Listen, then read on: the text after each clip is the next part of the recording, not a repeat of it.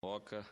Esse assunto que eu trago também a essa tribuna já foi comentado desde a semana passada por vários senadores, inclusive eu estava na Paraíba, ouvi o senador Hollenberg e tantos outros, que é a questão da campanha da fraternidade.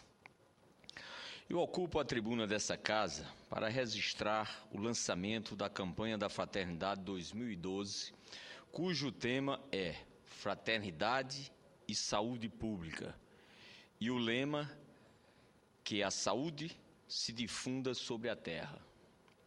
Na última sexta-feira, 24, a Arquidiocese da Paraíba sediou a abertura oficial da campanha da Fraternidade no Regional Nordeste 2, da Confederação Nacional dos Bispos do Brasil, CNBB, que compreende as arquidioceses do Rio Grande do Norte, Pernambuco, Alagoas e da Paraíba. Participaram da solenidade o arcebispo da Paraíba, Dom Aldo Pagotto, o arcebispo de Olinda e Recife, Dom Fernando Saburito, o bispo referência da região Nordeste da campanha da Fraternidade, Dom Francisco de Assis Dantas, e o presidente da Confederação Nacional do Bispo Regional Nordeste 2, Dom Genival Saraiva, além de outros bispos que participaram desse evento. A Conferência Nacional dos Bispos do Brasil promove a campanha da Fraternidade desde o ano de 1964, com itinerário evangelizador para viver intensamente o tempo da Quaresma. Este ano, a Igreja deseja sensibilizar a todos sobre a dura realidade da população que não tem acesso à saúde pública. O tema da campanha da Fraternidade nos remete à efetiva participação do Estado na garantia do seu papel constitucional, conforme o artigo 196. A saúde é direito de todos e dever do Estado, garantido mediante políticas sociais e econômicas que visem a redução do risco de doenças e de outros agravos e ao acesso universal e igualitário às ações e serviços para promoção, proteção e recuperação. Esse é o artigo 196 da nossa Constituição. No entanto, a campanha da Fraternidade desse ano também nos convida a fazer uma reflexão pessoal sobre a nossa participação enquanto cidadão diante da dura realidade do serviço público de saúde no Brasil. Essa reflexão sobre a nossa participação social pode ser traduzida num pensamento de Martin Niemöller, de 1933, símbolo, o mesmo, da resistência aos nazistas. Abro aspas. Um dia vieram e levaram o meu vizinho, que era judeu. Como não sou judeu, não me incomodei. No dia seguinte, vieram e levaram o meu outro vizinho, que era comunista. Como não sou comunista, não me incomodei. No terceiro dia, vieram e levaram o meu vizinho católico. Como não sou católico, não me incomodei. No quarto dia, vieram e me levaram. Não havia mais ninguém para reclamar. É preciso refletir sobre o problema e angústias vividas por quem precisa do sistema público de saúde. Nós que temos planos de saúde, o cidadão que tem condições e não é usuário do SUS, aumenta sim a sua responsabilidade nesse sentido. Não podemos e nem devemos ser apenas observadores, mero espectadores desse cenário de guerra que se alastra de norte a sul do nosso país. Se nos colocarmos no lugar das pessoas que agora, nesse momento, esperam na fila do hospital para receber e preencher a ficha do atendimento, na incerteza de ser ou não atendido, de esperar nos corredores dos hospitais, de aguardar a ambulância para deixar o interior rumo ao grande centro, sem saber aonde e quando serão atendidos? Infelizmente, essa é a radiografia da saúde pública do Brasil.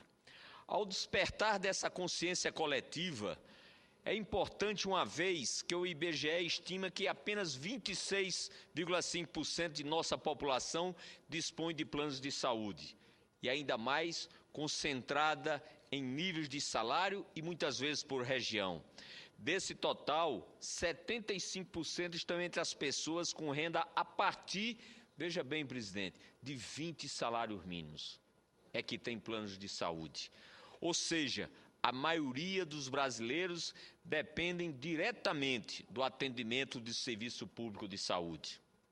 Se observada a situação dos pequenos e médios municípios, vamos encontrar, entre outros problemas, a ambulancioterapia, o nome do único serviço que grande parte das prefeituras pequenas e médios municípios dispõe para socorrer os seus munícipes. O deslocamento do interior para a capital é feito através de ambulância, para que os pacientes do interior possam receber atenção médica de serviço, muitas vezes básico e principalmente especializados. Só um pequeno exemplo, puxando para o estado da Paraíba, na região do Cariri paraibano, os pacientes que precisam de internação em UTI, ou seja, unidade de terapia intensiva, precisam viajar cerca de 200 quilômetros até Campina Grande, pois nenhum hospital da região dispõe de serviço de UTI. Muitos, infelizmente, perdem a vida durante esse trajeto. Se falarmos sobre a marcação de exames, principalmente os de imagem, tomografia, ressonâncias e muitas vezes até ultrassonografia, elas são marcadas num prazo tão distante da necessidade premente que perde o sentido de fazê-las. Muitas vezes por já ter encontrado a infelicidade do óbito. A campanha da fraternidade desperta para a importância da gestão de saúde pública, para a boa aplicação dos recursos nessa área, para a efetiva responsabilização dos gestores que não cumpriram os percentuais mínimos determinados por lei para com a saúde pública. A campanha da fraternidade nos faz despertar para os recentes episódios em que dinheiro público é desperdiçado com a compra sem planejamento de medicamentos que acabam perdendo o prazo de validade.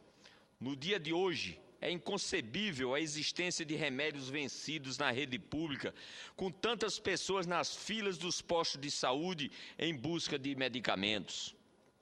A falta de medicamento, que é nas regiões mais carentes uma rotina, sobrecarrega os orçamentos familiares e agravando, por exemplo, a renda dos aposentados, que muitas vezes é quando aumenta a despesa pelo uso da quantidade de remédio, exatamente no momento em que o salário do aposentado vem sendo achatado nos últimos anos. Mas esse é um assunto que trataremos em outra oportunidade. A sociedade não admite esse tipo de postura. Para esses casos, existem experiências como a que eu implantei em João Pessoa, com a distribuição de remédios de uso continuado pelos Correios.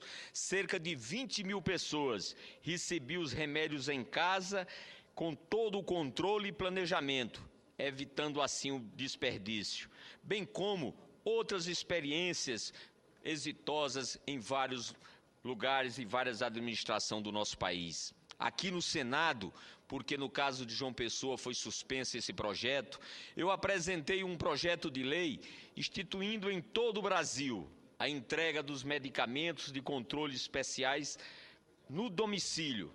Aprovado em todas as comissões do Senado, ele aguarda ser votado na Comissão de Seguridade Social e Família da Câmara dos Deputados, sob a relatoria do deputado federal Walter Tosta. Senhor presidente, existem programas que são importantes já na saúde pública. Por exemplo, o programa Saúde da Família precisa ser repensado.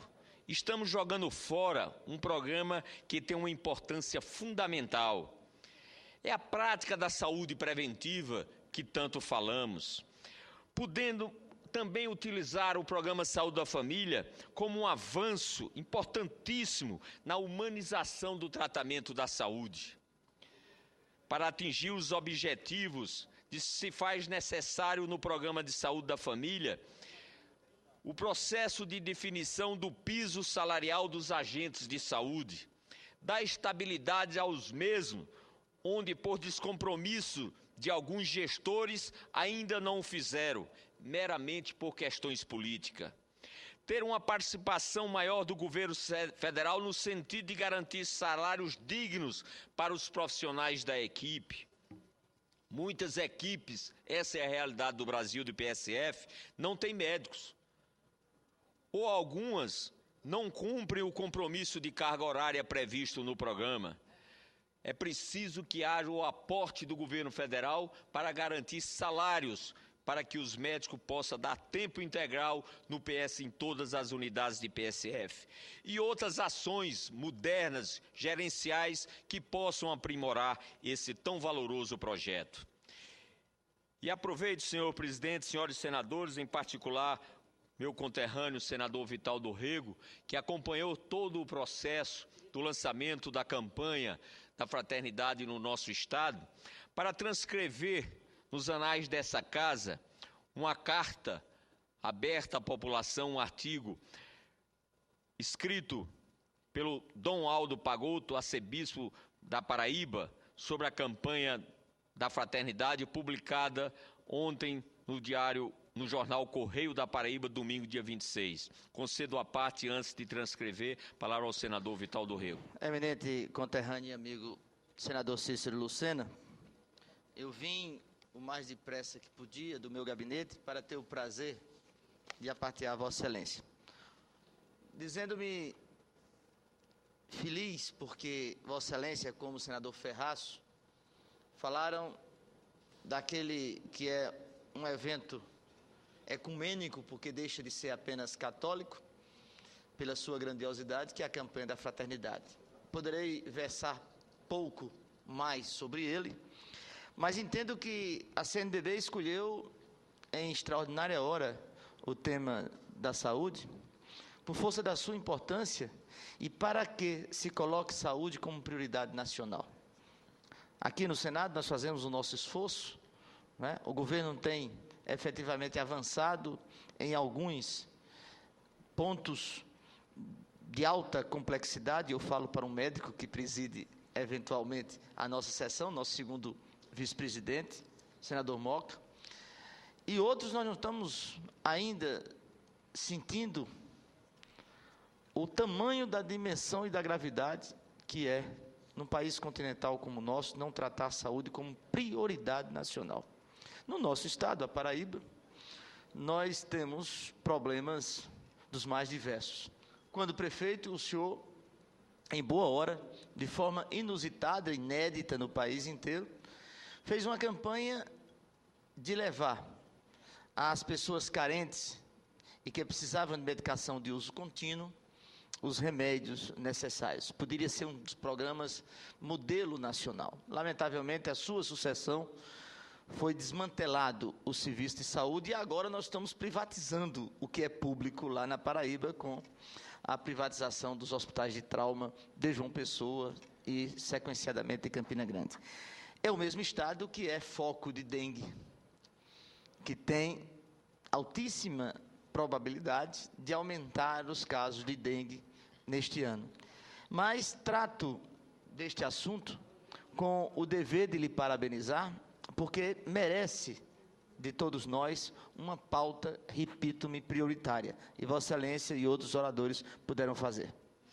Agradeço a parte do senador Vital, que também é médico, e como homem público interessado em dar a sua contribuição sempre competente, no sentido de que nas suas funções, atribuições, possa colaborar para que nós tenhamos um país mais justo, mais humano e mais solidário. Então, senhor presidente, eu continuo iniciando, senhora presidente, lendo o artigo de Dom Aldo Pagotto. Abro aspas. A campanha da Fraternidade 2012 aborda a saúde pública. A temática é abrangente, priorizando a conscientização da população sobre a vida saudável. A campanha da Fraternidade 2012 ressalta a importância da medicina preventiva, além da curativa.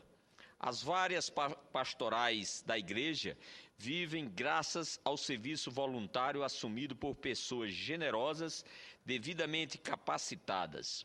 O amor solidário e cristão revela sua força de transformação.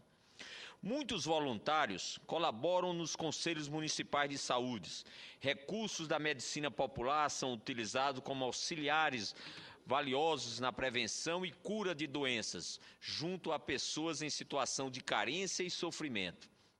Doenças e enfermidades são evitadas graças aos agentes voluntários dispostos a esclarecer a população sobre as questões básicas de higiene, nutrição, doenças transmissíveis, etc. Há várias experiências de prevenção seguindo o sábio adágio popular. Príncipes obsta, corta-se o mal no começo. A nucleação e a capacitação de lideranças representativas é uma forma de colaboração efetiva na esfera da saúde pública, diante do fato de milhares de pessoas viverem em condições subhumanas em ambientes insalubres e precariedades de recursos. O Sistema Único de Saúde corresponde a uma política exemplar.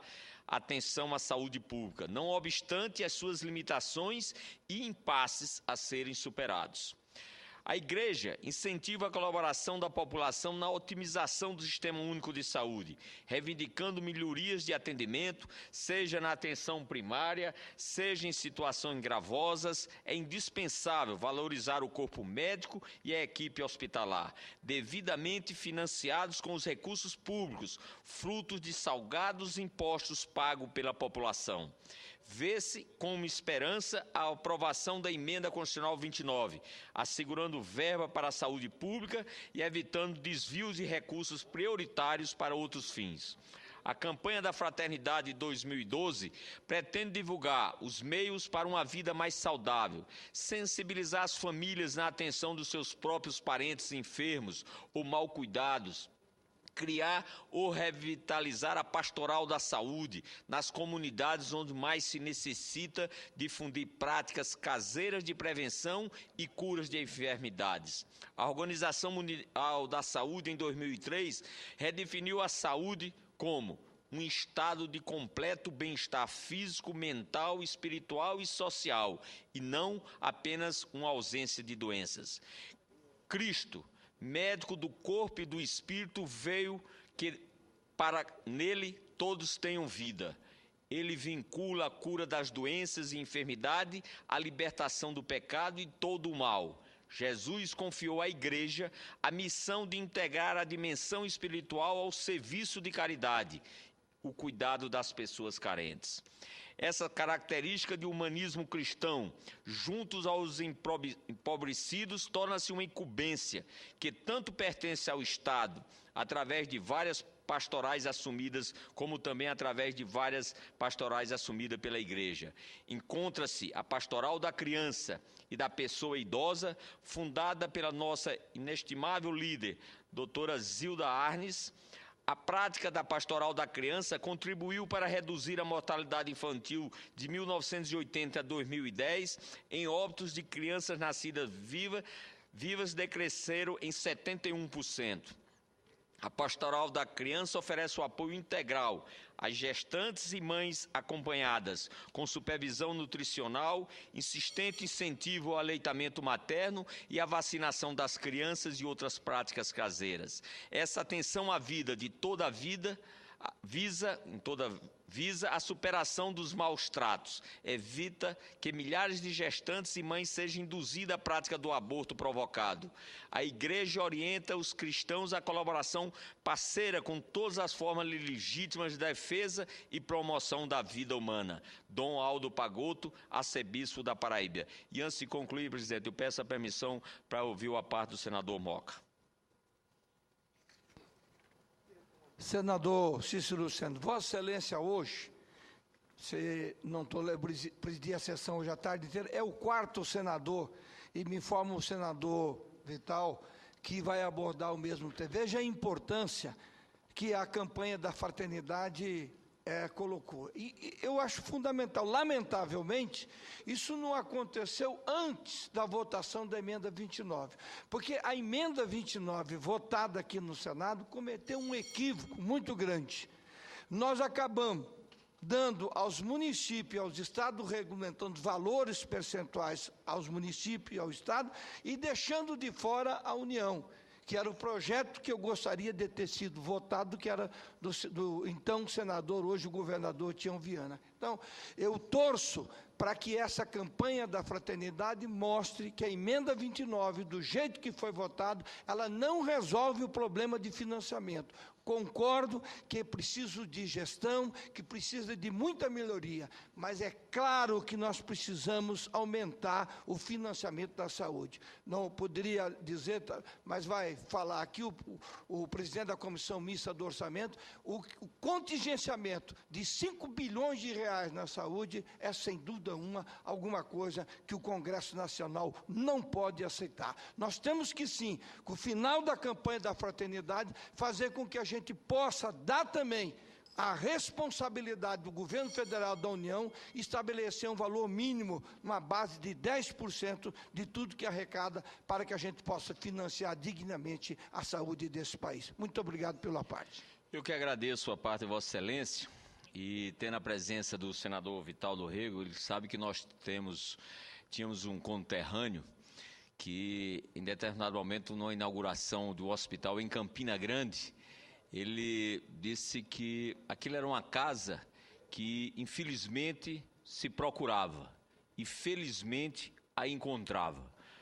Alcides Carneiro me lembra o senador Vital.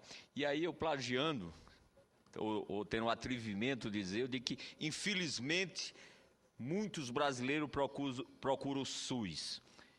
E, felizmente, nós o encontramos, mas não podemos deixar de termos a consciência que muito e muito precisa ser feito. O financiamento, o gerenciamento e também a humanização do atendimento. Meu muito obrigado e que Deus